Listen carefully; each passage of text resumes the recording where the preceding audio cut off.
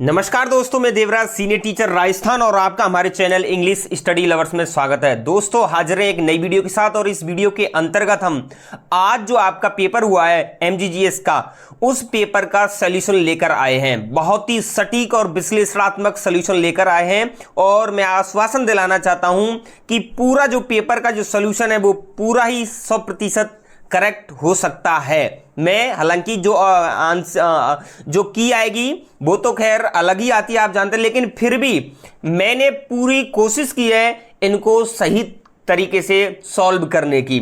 तो दोस्तों मैं आशा करूंगा कि जो उत्तर मैं आपके लिए बताऊं वो आपका भी उत्तर सही निकले, ऐसी मैं ईश्वर से कामना करता हूं। तो दोस्तों मैं वीडियो को शुरू करता हूं ज्यादा समय ना लेते हुए। तो पहला जो ऑप्शन है वो है what is the most appropriate synonym of the word oblique, यानी ऑब्लिक का यहां पर आपको सिनोनिम बताना है। तो इसका जो राइट आंसर है वो है सर्क्यूटियस, यानी ये सी इसका राइट आंसर हो जाएगा। तो जो ऑब्लिक का जो राइट आंसर सही सिनोनिम है वो क्या है? सी है, सर्क्यूटस।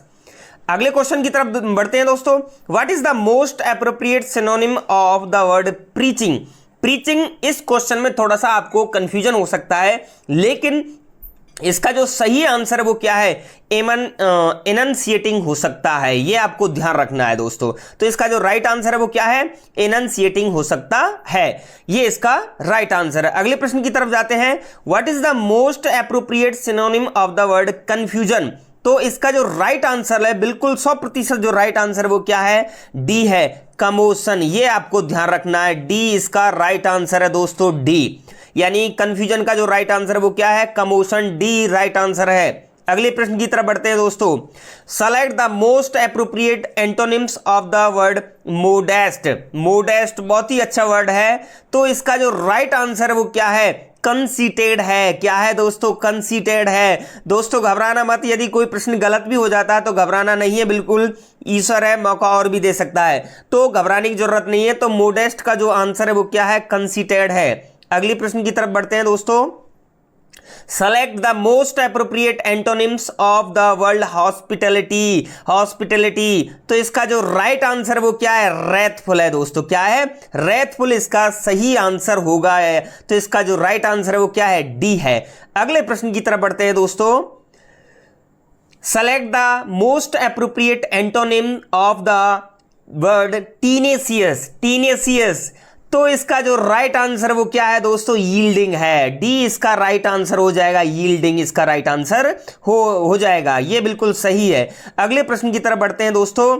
तो यहां पर आपको है, यानी select the incorrectly spelled word from the following question 7 to 11, यानी यहां 7 से 11 तक एक ऐसा वर्ड है जिसकी मीनिंग गलत है, तो उसको आपको छांटना है। तो यहां पर आपको देखना है, फिलॉसफी सही है, फिलैंथ्रोपी सही है, फिलोलॉजी ये बिल्कुल गलत है, सी इसका बिल्कुल सही आंसर है, यानी फिलोलॉजी बिल्कुल गलत है। यानी फिलोलॉजी जो होती है वो होती है FHILOLOGY, ये इसका राइट आंसर है, फिलोलॉजी, तो ये इसका राइट आंसर है। तो इसमें जो सही आंसर है वो क्या हो जाएगा? सी हो जाएगा। अगले प्रश्न की तरफ जाते हैं दोस्तों। Lapse recalcitrant acute more than one of the above, question not attempt. तो इसका जो राइट आंसर है वो क्या होगा? रिकेलसिट्रेंट। यहां पर आपको ध्यान रखना है, RECALCIT, RANT है, RANT है, RENT नहीं है, तो इसका जो राइट आंसर है वो बी हो जाएगा। अगले प्रश्न की तरफ जाते हैं। Commission, commuter, committee, more than one of the above, question not attempt. तो यहां पर कमीशन बिल्कुल सही है, कमेटी सही है, तो इसका जो राइट आंसर वो क्या हो जाएगा? कम्यूटर है, क्योंकि इसकी जो सही मीनिंग है वो है COMMUTER, ये इसकी सही मीनिंग है। तो इसका जो राइट आंसर है वो क्या हो जाएगा? कम्यूटर हो जाएगा। अगले प्रश्न की तरफ जाते हैं। Vociferous, affliction, episcopal, innocuous question not attempt, तो इसका जो राइट आंसर है वो क्या हो जाएगा, पहला ही इसका राइट आंसर हो जाएगा। बॉसिफिरोस, बॉसिफिरोस इसका राइट आंसर हो जाएगा। क्यों हो जाएगा, क्योंकि इसकी जो मीनिंग है वो BOCIFEROUS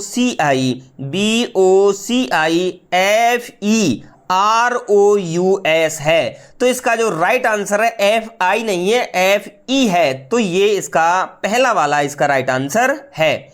अगले प्रश्न की तरफ जाते हैं। Finery, heist, cringe, defer, question not attempt, तो इसका जो सही आंसर है वो क्या होगा दोस्तों, बी होगा। HIEST नहीं होता है, इसका जो एक स्पेलिंग जो होती है, इसकी राइट स्पेलिंग HIEST होती है, HEIST होती है, ये है। तो इसका जो राइट आंसर है वो क्या हो जाएगा, बी हो जाएगा। अगले प्रश्न की तरफ जाते हैं। यहां पर आपको passive form of the given sentences, यानी आपको पैसिव यहां पर छांटना है। तो यहां पर आपको देखना है कि ECI is considering tightening base to cap the expenditure of political parties during the election। तो आपको यहां पर केवल एक ही चीज देखनी है कि इज MR आता है तो वहां पर बीइंग लगती है। क्या लगती है, बीइंग लगती है। तो आपको देखना है पहले वाले में इज बीइंग लगी हुई है, दूसरे वाले में नहीं है तो ये गलत है। बेजार इसमें नहीं, ये गलत है। और अगले प्रश्न की तरफ जाते हैं, ऑप्शन की तरफ। तो इसमें टाइट वेज वर बीइंग, ये पास्ट का है, ये गलत है। तो यहाँ पर इसका जो राइट आंसर है वो क्या हो जाएगा, इज बीइंग, ये पहला ही इसका राइट आंसर हो जाएगा। Tightening is being considered by the ECI to cap the expenditure of political parties during the election, ये इसका राइट आंसर हो जाएगा। नेक्स्ट क्वेश्चन की तरफ चलते हैं। The workers were repairing the roof of the building, तो यहाँ पर इसका जो राइट आंसर है दोस्तों क्या हो जाएगा, the roof of the building was being repaired by the worker, ये ए ऑप्शन इसका सही हो जाएगा। अगले प्रश्न की तरफ जाते हैं दोस्तों। My mother took this beautiful picture a while ago, तो इसका जो राइट आंसर है दोस्तों वो क्या, तो दोस्तों ये 14वां जो आंसर है, My mother took this beautiful picture a while ago। तो यहां पर आपको देखना है यदि पास्ट इंडेफिनिट टेंस होता है तो वो पास्ट कंटिन्यूअस टेंस में बदल जाता है। तो यहां पर हमको जो आंसर है उसका जो राइट आंसर है वो क्या है, दिस, ये डी वाला इसका राइट आंसर है। यानी this beautiful picture was taken a while एगो बाय माय मदर, तो ये इसका जो डी आंसर है ये करेक्ट आंसर हो जाएगा। अगले प्रश्न की तरफ बढ़ते हैं दोस्तों। We hope that we shall win the series, तो इसका जो राइट आंसर है वो दोस्तों सी है। It is hoped that the series will be born by us, क्योंकि बिल और सेल या मॉडल होप तो उसके बाद बी प्लस MB की थर्ड फॉर्म लग जाती है। तो इसका जो राइट आंसर है वो सी हो जाएगा 15 वाले का। अगले प्रश्न की तरफ जाते हैं। Finish the work in time, तो यहां पर लेट से करना है। Let the work finished in time, ये भी गलत है। और let the work be finished by him in time, ये भी गलत है। Let the work we finished in time, क्योंकि यहां पर लेट लगाया, उसके बाद द वर्क ऑब्जेक्ट लाए, फिर बी लगा दिया, फिर फिनिश्ड MB की थर्ड फॉर्म इन टाइम, तो ये इसका सी करेक्ट आंसर है। तो अगले प्रश्न की तरफ जाते हैं दोस्तों। She is clever, she often makes mistake, तो यहां पर आपको क्या भरना है, अप्रोप्रिएट वर्ड्स भरना है, यानी कंजक्शन भरने हैं। तो यहां पर इसमें जो राइट आंसर है वो क्या आएगा, although she is clever she often makes mistake, हालांकि वो चालाक है लेकिन वो अक्सर क्या करती है, गलती करती है। तो इसका जो राइट आंसर है वो क्या हो जाएगा, सी हो जाएगा। अगले प्रश्न की तरफ जाते हैं दोस्तों। The old woman walked carefully with her heavy load blank she should fall, तो यहां पर यदि मैंने बताया था मॉडल वाली क्लास में कि बुड शुड जिस किसी सेंटेंस में आता है तो शुड से पहले यदि रिक्त स्थान आता है तो वहां पर हमें लेस्ट का ही प्रयोग करना चाहिए। तो यहां पर इसका जो राइट आंसर है वो क्या हो जाएगा, डी हो जाएगा। 18वें प्रश्न का राइट आंसर डी हो जाएगा। अगले प्रश्न की तरफ जाते हैं।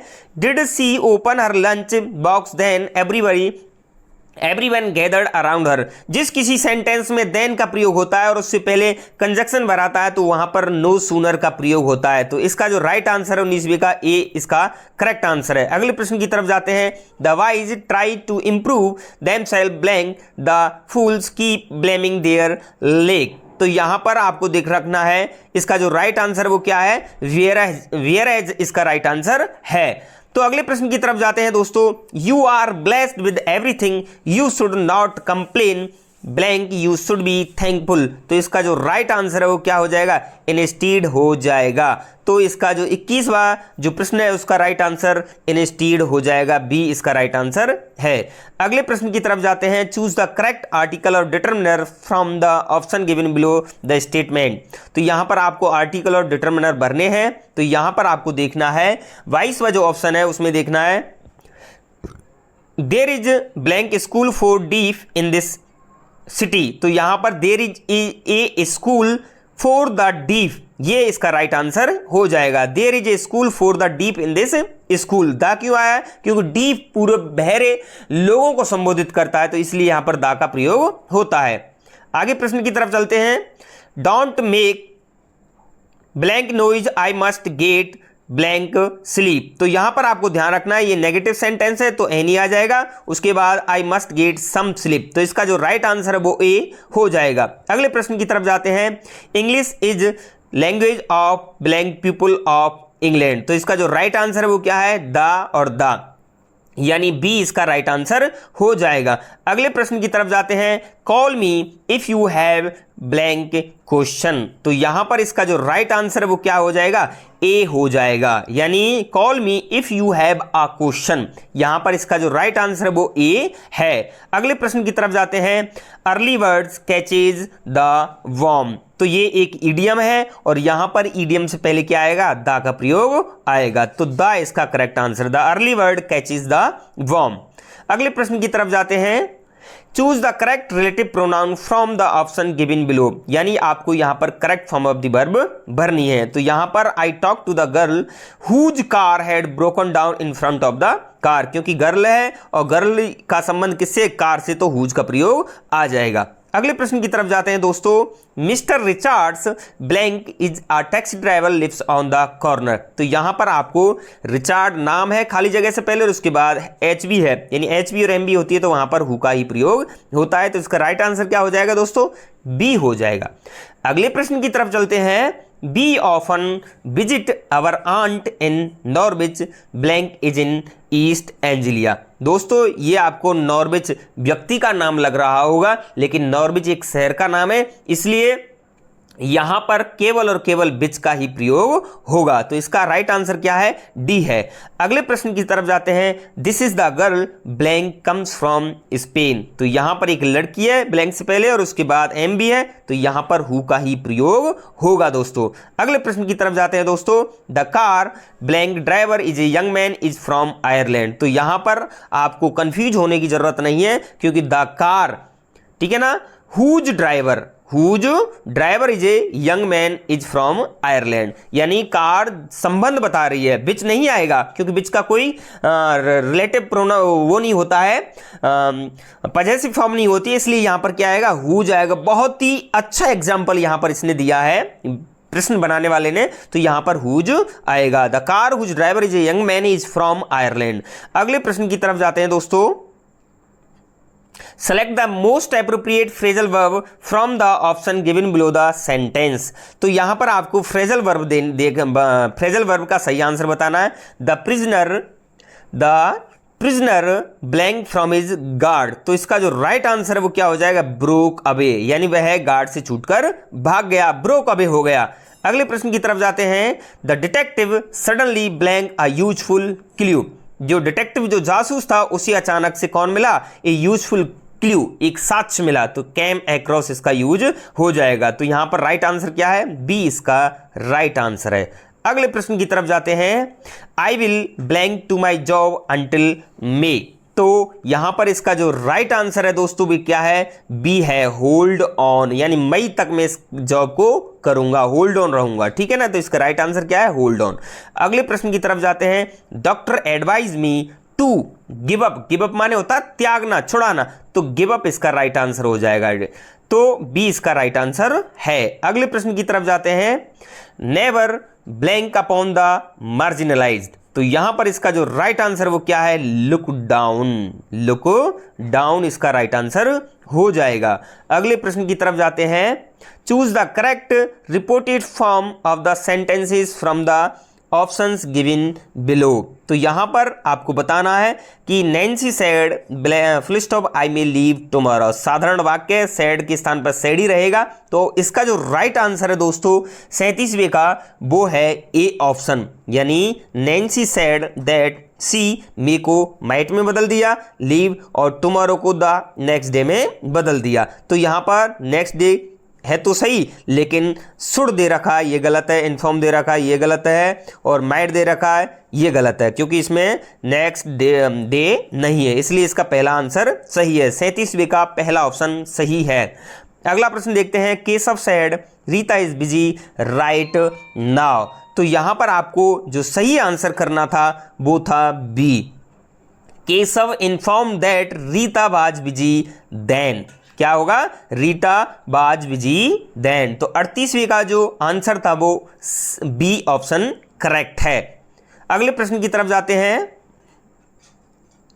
Rahul said I will manage here after. तो 39वें का जो राइट आंसर है वो क्या है? सी है, क्योंकि यहां पर हियर आफ्टर किस में बदल गया? देयर आफ्टर में। तो यहां पर हियर आफ्टर दे रखा है ये गलत, हियर आफ्टर ये गलत, तो ये इस दोनों में बी और सी में दे रखा है। लेकिन राहुल सेड दैट ये सही है, ही बिल, तो बिल यहां पर दे रखा है ये गलत है, बिल किस में चेंज हो जाएगा? वुड में चेंज हो जाएगा, इसलिए ये सी सही है। अगले प्रश्न की तरफ जाते हैं। She said bring a glass of water please. तो यहां पर उसने रिक्वेस्टेड का भाव दिया है, तो सीधा ही आपको एक ही प्रश्न में रिक्वेस्टेड दिखाई दे रहा है। तो यहां पर 40वें का जो राइट आंसर है वो क्या हो जाएगा? बी हो जाएगा। अगले प्रश्न की तरफ जाते हैं दोस्तों।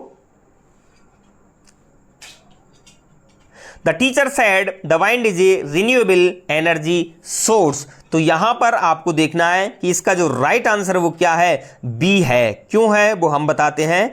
The teacher said that the wind is a renewable energy source, क्योंकि ये एक यूनिवर्सल ट्रुथ है, इसलिए इज का इज ही रहेगा, टोल्ड नहीं होगा। सेड टू होता तो इसमें टोल्ड होता, तो यहां पर ये टेल्स गलत, टोल्ड गलत और सेड गलत, तो इसका जो राइट आंसर है वो क्या हो जाएगा? बी हो जाएगा। अगले प्रश्न की तरफ जाते हैं। Fill in the blanks with the correct preposition in the given statement. अब आपको यहां पर क्या छांटने हैं? प्रीपोजिशन छांटने। The work will be over by this evening, यानी इस शाम तक ये कार्य खत्म हो जाएगा। तो यहां पर 42वें का जो राइट आंसर है वो क्या है? बी इसका राइट आंसर है। अगले प्रश्न की तरफ जाते हैं। ही सेव्ड हर सर्टेन डेथ। ये आपका राइट आंसर क्या होना चाहिए? बहुत ही कंफ्यूज करने वाला प्रश्न था ये। तो ही सेव्ड हर फ्रॉम आएगा, इसमें क्या आएगा? फ्रॉम इसका राइट आंसर होगा। तो फ्रॉम सर्टेन डेथ। तो 43वें का जो राइट आंसर है वो ए होगा। अगले प्रश्न की तरफ जाते हैं। Moving blank boundaries will help one two progress. तो इसका जो राइट आंसर होना था वो क्या है? बियॉन्ड है। ये सही है, बियॉन्ड इसका राइट आंसर है। अगले प्रश्न की तरफ जाते हैं। He hinted some loss of treasure. बहुत ही अच्छा प्रश्न है, बहुत ही अच्छा प्रश्न है। 45 में तो इसका जो राइट आंसर वो क्या है? एट प्रीपोजिशन इसमें आएगी। अगले प्रश्न की तरफ जाते हैं। Initially progress may be slow but never give up a child who is not reading. यानी प्रारंभ में जो प्रगति है वो स्लो हो सकती है, लेकिन कभी भी जो बच्चा नहीं सीख रहा उस पर आपको तैयारी करते रहना चाहिए, यानी गिव अप नहीं करना चाहिए। तो इसका गिव अप ऑन इसका राइट आंसर हो जाएगा। तो डी इसका राइट आंसर है। अगले प्रश्न की तरफ जाते हैं दोस्तों। ये पैसेज है, पैसेज आपने खूब पढ़ लिया होगा, लेकिन हम डायरेक्टली आपको उत्तर इसके बता रहे हैं। तो यहां पर आपने देखा the words used in the passage for to move in an uncontrol way. तो 47वें का जो राइट आंसर है वो क्या है? इम्पटीड है। क्या है? इम्पटीड है। देखो पैसेज के मामले में आरपीएससी जो पेपर लिया है, जो आंसर की आएगी वही सही मानी जाएगी। हम यहां पर आपके लिए अनुमानित बता रहे हैं। तो यहां पर इसका जो राइट आंसर होना चाहिए वो क्या होना चाहिए? एम्प्टीड होना चाहिए। अगले प्रश्न की तरफ जाते हैं। The writer had plenty of time to spare because. तो इसका जो 48वें का जो सही आंसर है वो क्या है? He had arrived 1 hour earlier. यहां पर आपको ये पहला 3 डेज बिफोर दे रखा है, यहां गलती कराई थी, लेकिन ये इसका गलत आंसर है। इसका सही आंसर है he had arrived an hour earlier. तो इसका राइट आंसर डी है। अगले 49वें प्रश्न की तरफ जाते हैं। The writer needed the receipt receipt writer को क्यों आवश्यकता? तो 49वें का जो आंसर सही है वो क्या है हमारे दृष्टिकोण से, वो to prove that he had at the luggage office होना चाहिए। अगले प्रश्न की तरफ जाते हैं। The writer took out his wallet first time to, writer ने पहली बार पर्स को क्यों निकाला था? बाई सम मैगजीन खरीदने के लिए निकाला था, क्योंकि यहां पर लिखा हुआ है बाई सम मैगजीन्स, ठीक है ना, ये इसका सही आंसर है। तो बाई सम मैगजीन्स 50वें का जो राइट आंसर वो क्या होगा? बी होगा। अगले प्रश्न की तरफ जाते हैं। In this passage situation mean बहुत ही इजी है, तो यहां पर सिचुएशन का अर्थ क्या है? कंडीशन है। 51वें का आंसर जो है वो सी हो जाएगा। अगले प्रश्न की तरफ जाते हैं। आई एम लगा हुआ है तो क्या लगना? प्रेजेंट कंटिन्यूअस है तो वाटरिंग हो जाएगा, ठीक है ना, इसका राइट आंसर वाटरिंग हो जाएगा। अगले प्रश्न की तरफ जाते हैं। I don't think I have ever, 53 का जो आंसर है वो क्या हो जाएगा? सेट हो जाएगा, यानी सिट की ये थर्ड फॉर्म है set. I have ईवर set on that sofa. अगले प्रश्न की तरफ जाते हैं। बहुत ही अच्छा सवाल है, बहुत ही अच्छा सवाल है। इनमें कंफ्यूजन 100% आपको बार बार सोचना पड़ेगा कि ले आएगा, लाई आएगा, लाइड आएगा। तो सभी ने ज़्यादा 75% लोगों ने लाइड किया होगा, लेकिन ये गलत है दोस्तों। इसका जो राइट आंसर है वो क्या है? ले है। क्या है? ले इसका राइट आंसर है। अगले प्रश्न की तरफ जाते हैं दोस्तों। Out of the 4 alternatives choose the one that suits the best as a question tag for the sentence।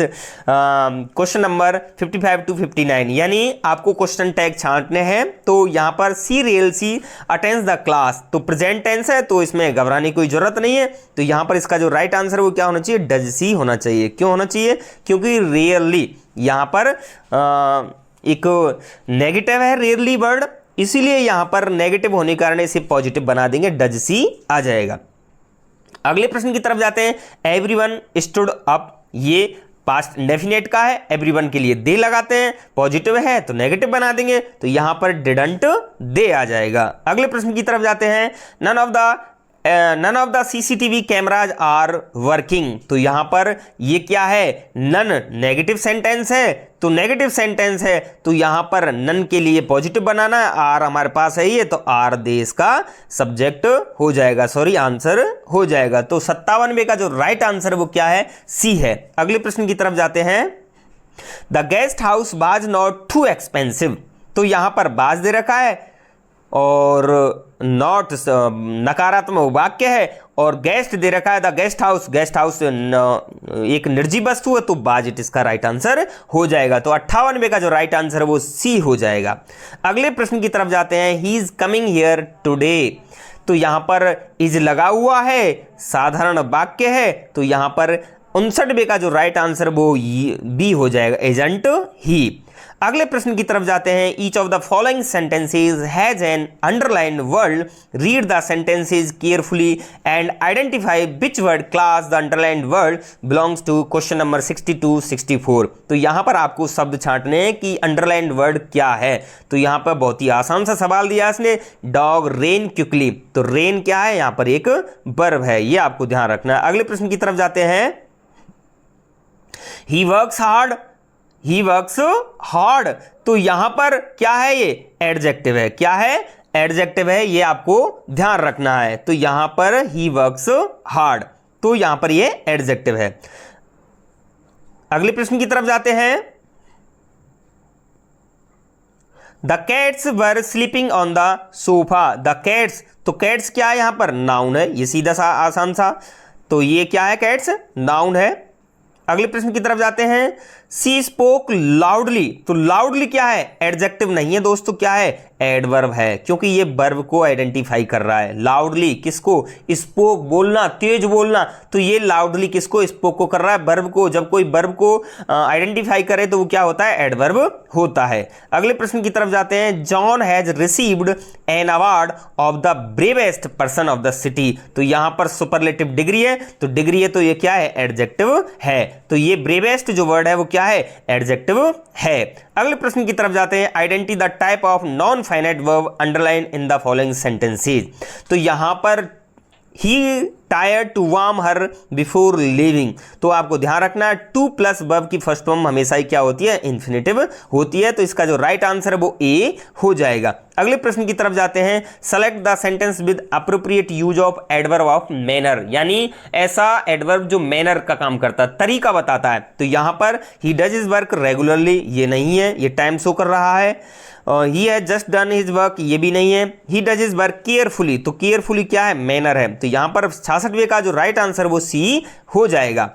The following sentences has been divided into parts. One of them contains a grammatical error. Select the part that contains the error. Antique diamond necklace was stolen from the museum. यानी ये ऐसा sentence है जिसमें एक parts में गलती दी गई है और उसको आपको छांटना है। और वो एरर क्या है, बाज स्टोलन, ये बिल्कुल सही है। फ्रॉम द म्यूजियम, ये सही है। एंटिक डायमंड नेकलेस, ये बिल्कुल गलत है। क्यों गलत है, क्योंकि एंटिक से पहले क्या लगना चाहिए था, एंड लगना चाहिए था, इसलिए ये गलत माना जाएगा।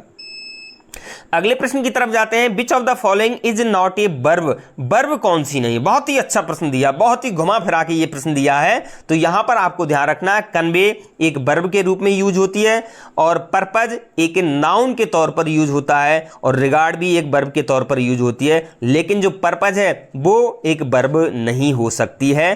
तो 68वें का जो राइट आंसर है वो क्या है, बी है, पर्पज, पर्पज, ये इसका राइट आंसर है। अगले प्रश्न की तरफ जाते हैं। How many verbs are there in this sentence. They cancel the show last night because the singer was sick. ये कंफ्यूज वाला प्रश्न है दोस्तों, मैं आपको व्याख्या भी करके बताऊंगा और बताऊंगा क्यों ये कंफ्यूज वाला है। इसने ये नहीं बताया कि मेन वर्ब है या हेल्पिंग वर्ब है। अगर वो पूछता है कि इसमें मेन वर्ब कितनी है, तो केवल दोस्तों इसमें कैंसल्ड एक मेन वर्ब और बाज दो, इसमें दो ही है। क्या है, दो ही वर्ब हैं। तो इसका जो राइट आंसर है दो है, बिल्कुल सही है दोस्तों। मैं सिक से वो थोड़ा घबरा रहा था क्योंकि सिक क्या है, एडजेक्टिव है, यहां आपको ध्यान रखना है। तो वर्ब इसमें केवल दो ही है। द सिंगर वाज सिक, तो यहां पर दो ही इसका राइट आंसर है। राइट आंसर क्या है दोस्तों, दो, कैंसल और बाज। अगले प्रश्न की तरफ जाते हैं। Which word can not be a verb, यानी कौन सा शब्द वर्ब नहीं हो सकता है। तो बुक एक क्या हो सकता है, वर्ब हो सकती है। चेयर एक वर्ब हो सकती है, लेकिन कैंडल वर्ब जो वर्ब है वो हमेशा नाउन ही रहता है। तो 70वें का जो राइट आंसर वो क्या होना चाहिए, कैंडल होना चाहिए। अगले प्रश्न की तरफ जाते हैं। Choose one word for the expression from the options given below. तो यहां पर आपको वन वर्ड देना है। A place of the sun to enter where one can take a sun bath. तो इसका जो राइट आंसर है दोस्तों वो होना चाहिए सोलेरियम। क्या होना चाहिए, सोलेरियम इसका राइट आंसर होगा। अगले प्रश्न की तरफ जाते हैं। Indefinite period of time, indefinite period of time, तो इसका जो राइट आंसर वो क्या है, एओन है। क्या है, एओन इसका राइट आंसर है। अगले प्रश्न की तरफ जाते हैं दोस्तों। An eccentric manner of living, destitute, agnostic, bohemian और फीस्टा। तो इसका जो राइट आंसर वो क्या है, सी है, बोहेमियन इसका राइट आंसर है। अगले प्रश्न की तरफ जाते हैं दोस्तों। मेक समवन फील यंग, तो यहां पर इसका जो राइट आंसर है वो रिजुवनेट है। क्या है, रिजुवनेट इसका राइट आंसर है। ऐसा व्यक्ति जो कभी कभी अपने आप को युवा महसूस करता है, इसका राइट आंसर रिजुवनेट होगा। अगले प्रश्न की तरफ जाते हैं। Book containing all the publish work of an author, तो यहां पर इसका जो राइट आंसर है वो क्या है, ओमनीबस है। क्या है, ओमनीबस इसका राइट आंसर है। अगले प्रश्न की तरफ जाते हैं दोस्तों। Fill in the blanks with suitable modals from given options, तो यहां पर आपको मॉडल भरने हैं। तो यहां पर सीधा से ही उसने सवाल दे दिया है। वैन के बाद क्या लगा दिया, पास्ट लगा रहा है, एबिलिटी मांग रहा है, कैपेसिटी, तो यहां पर कोड का ही प्रयोग होगा। She blank run fast as a deer where she was young, तो इसका राइट आंसर कोड हो जाएगा। Citizen obey the rules of country, बहुत ही अच्छा है। तो यहां पर क्या आएगा, शुड आएगा।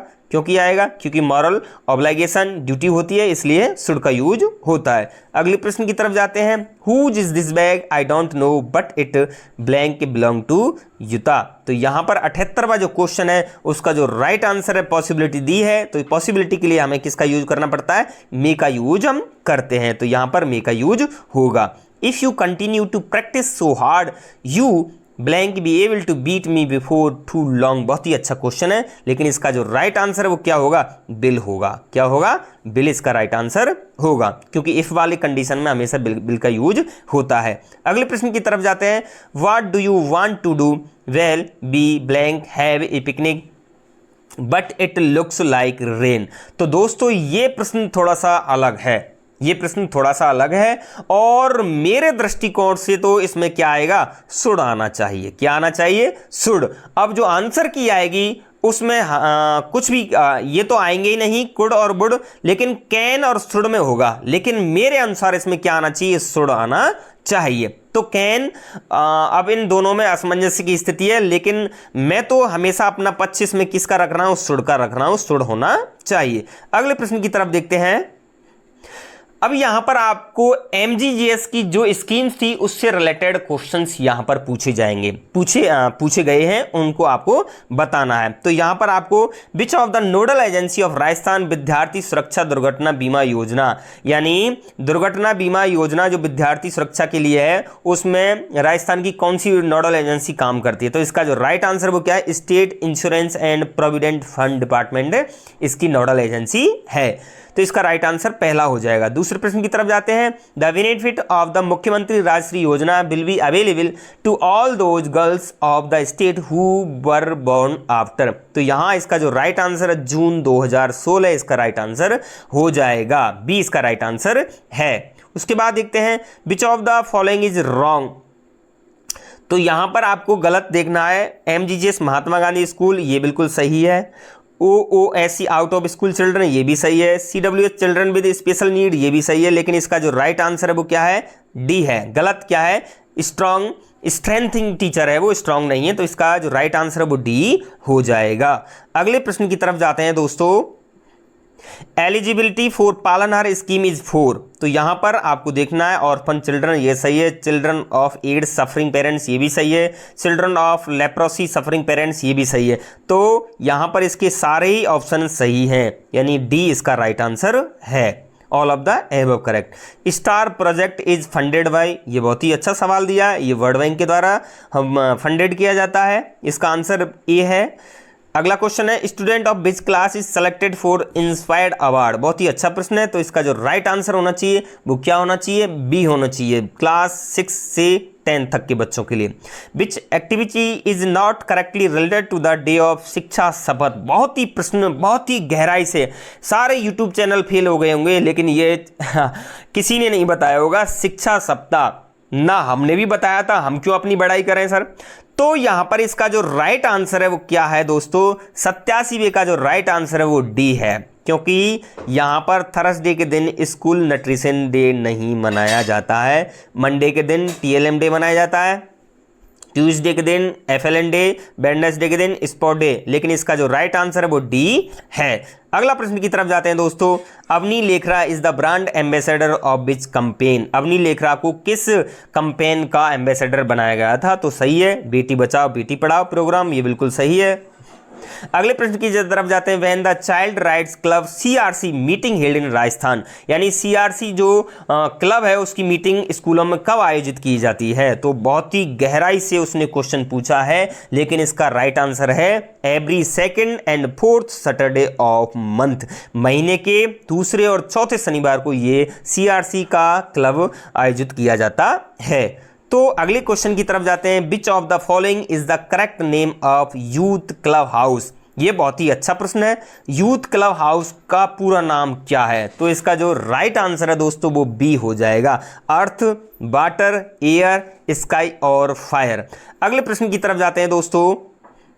Under which campaign girls studying in government schools are being trained on self defence training technique. बहुत ही अच्छा है कि ऐसा कौन सा कैंपेन है जिसके अंतर्गत सरकारी स्कूल की लड़कियां सेल्फ डिफेंस ट्रेनिंग लेती हैं। तो बहुत ही अच्छा है, कई बार पूछा भी गया है। रानी लक्ष्मीबाई आत्मरक्षा प्रशिक्षण है। अगले प्रश्न की तरफ जाते हैं। What changes took place from mid day meal scheme, यानी मिड डे मील स्कीम ने क्या चेंज कर दिया? इंक्रीज इन एनरोलमेंट ये बढ़ा दिया, सही है। प्रिवेंट ड्रॉप आउट स्टूडेंट ये भी सही है। एनहांस न्यूट्रिशन ऑफ चाइल्ड ये भी सही है। ऑल ऑफ द एबव ये इसकी सही आंसर है। तो सारे डी इसका राइट आंसर है। द फुल फॉर्म ऑफ दीक्षा, बहुत ही अच्छा क्वेश्चन है, कई बार पूछा गया है। हमने अपनी क्लास में भी बताया था कि हमारी जो वीडियो लास्ट में आई थी उससे लगभग 10 क्वेश्चन आए हैं। इसमें लगभग 10 क्वेश्चन हमारी वीडियो जो अंतिम 20 क्वेश्चन की जो एमसीक्यू क्वेश्चन आए थे शिक्षा एमजीजीएस मॉडल पेपर के नाम से, एमजीजीएस स्कीम्स मॉडल पेपर के नाम से मैंने अभी क्लास बनाई थी, उसमें से लगभग 10 प्रश्न इसमें आए हैं। तो यहां पर इसका जो राइट आंसर है वो क्या हो जाएगा, digital infrastructure for knowledge sharing, इसका राइट आंसर हो जाएगा। अगला प्रश्न देखते हैं, अंडर द मुख्यमंत्री Bal Gopal Yojana on what day is milk given to the children in schools. ये बहुत ही अच्छा क्वेश्चन है। तो इसका जो राइट आंसर है वो क्या है, मंडे एंड फ्राइडे। इसका राइट आंसर है 94 का सी, सॉरी ट्यूसडे एंड फ्राइडे। इसका राइट आंसर सी है, क्या है, सी, ट्यूसडे एंड फ्राइडे। अगले प्रश्न की तरफ जाते हैं, which one of the following awards is not given by the बालिका शिक्षा फाउंडेशन। बहुत ही अच्छा क्वेश्चन है। तो यहां पर इसका जो अच्छा क्वेश्चन है तो अच्छा भी आंसर है इसका है, गार्गी पुरस्कार दिया जाता है, बालिका प्रोत्साहन पुरस्कार दिया जाता है और पद्माक्षी पुरस्कार योजना दी जाती है। और इसका जो राइट आंसर है वो क्या है, ए है। ये इंस्पायर्ड अवार्ड मानक योजना नहीं दी जाती है, तो ये इसका राइट आंसर है। अगले प्रश्न की तरफ जाते हैं, the correct statement related to Balika Protsahan पुरस्कार इज। तो यहां पर 96 में, ये तो बिल्कुल करेक्ट है, मस्ट हैव 75 मार्क्स और मोर इन आरबीएसई 12th क्लास। यानी जो बच्चियां आरबीएसई स्कूल 12th क्लास में पढ़ती हैं उनके लिए 75% से अधिक जो अंक होते हैं उनको ये पुरस्कार मिलता है। Girls studying regular in the first year of graduation, तो यहाँ पर ये इसका राइट आंसर हो जाएगा, ए वाला। अब इसमें कंफ्यूजन है, हालांकि इसका कहीं भी मैंने देख लिया सोर्सेस में लेकिन ये मिला नहीं है मुझे, तो मैं अपने हिसाब से इसको ए ही मान के चल रहा हूं। अब जो आंसर की आएगी उसमें क्या होगा ये तो भगवान जाने। अगला प्रश्न है, how many schools of Rajasthan have been selected in the first phase under PM Shri Yojana. तो इसमें जो आंसर है उसका क्या है, 402 स्कूल ही इसमें सेलेक्टेड हुए थे। इसका राइट आंसर 402 हो जाएगा। अगले प्रश्न की तरफ जाते हैं, the objective of school after school programme is. यानी जो 98वां जो क्वेश्चन है उसको देखते हैं, to continue teaching when the teacher और स्टूडेंट इज ऑन लीव, ये बिल्कुल सही है, ये सही है। Providing solution to thematic doubts, ये भी सही है। To arrange tuition for student after school hours, ये भी सही है। तो ऑल ऑफ द एबव ये सभी इसके सही हैं, तो 98वें का डी आंसर हो जाएगा। अब below are 2 programmes with their respective classes, choose the correct option. मैंने पिछली क्लास कराई थी जो 20 MGQ क्वेश्चन थे, मेरे चैनल पर जाके देख लेना, वहां मैंने मीना राजू मंच और गार्गी मंच को बताया था कि ये क्वेश्चन पूछा जा सकता है, संभावित प्रश्नों में से है, तो वहां पर मैंने बताया था। तो ये जो ऑप्शन है दोनों ही करेक्ट है। मीना राजू मंच 6 से 8वीं क्लास, गार्गी मंच 9 से 12 क्लास, तो बोथ आर, ये दोनों ही सही हैं। अगले प्रश्न की तरफ जाते हैं, the benefits are provided to the studying student applying under Mukhyamantri free uniform distribution Yojana, ये भी मैंने कराया था। तो 2 sets of school uniform fabric for 1 to 8th class student, ये बिल्कुल सही है। सेकंड है 200 rupees will be paid for stitching, सिलाई के लिए 200 रुपये दिए जाते हैं, ये भी सही है। तो बोथ ए एंड बी दोनों ही करेक्ट हैं, तो इसका सी आंसर सही है। तो दोस्तों इस वीडियो के अंतर्गत मैंने आपके लिए सारी जो आंसर थे उनको सही कराने का प्रयास किया है। यदि आपके प्रश्न इसके अकॉर्डिंग नहीं बैठ रहे हैं तो आपको घबराने की जरूरत नहीं है, हमने आपके लिए ऑथेंटिक आंसर की जारी करने की कोशिश की है। यदि आपको किसी भी प्रकार से कोई शंका इस वीडियो के अंतर्गत लगती है तो प्लीज अपना कमेंट करके हमें जरूर बताएं। आई होप ये वीडियो आपको अच्छी लगी होगी। यदि अच्छी लगी है तो प्लीज हमारी वीडियो को लाइक शेयर कमेंट जरूर करें, दोस्तों के लिए शेयर करें। चैनल पर पहली बार विजिट कर रहे हैं तो प्लीज हमारे चैनल को सब्सक्राइब करना ना भूलें, साथ ही साथ बेल आइकन दबाना भी ना भूलें, जिससे कि आने वाली वीडियो आपको समय पर मिलती रहे। फिर भी ध्यान रखें, जो आंसर की आएगी वही फाइनल आंसर की मानी जाती है। चाहे यूट्यूब वाले कितने भी आप प्रयास कर लें, वो सब रखी की रखी रह जाते हैं। आंसर की जो आएगी, हालांकि मैं आपको बता रहा हूं 95% जो आंसर मैंने दिए वो 100 सही हैं। फिर भी कोई गलती हो जाती है तो उसके लिए मैं क्षमा प्रार्थी हूं। आज के लिए बस इतना ही, मिलते किसी अन्य वीडियो के साथ, तब तक के लिए धन्यवाद दोस्तों।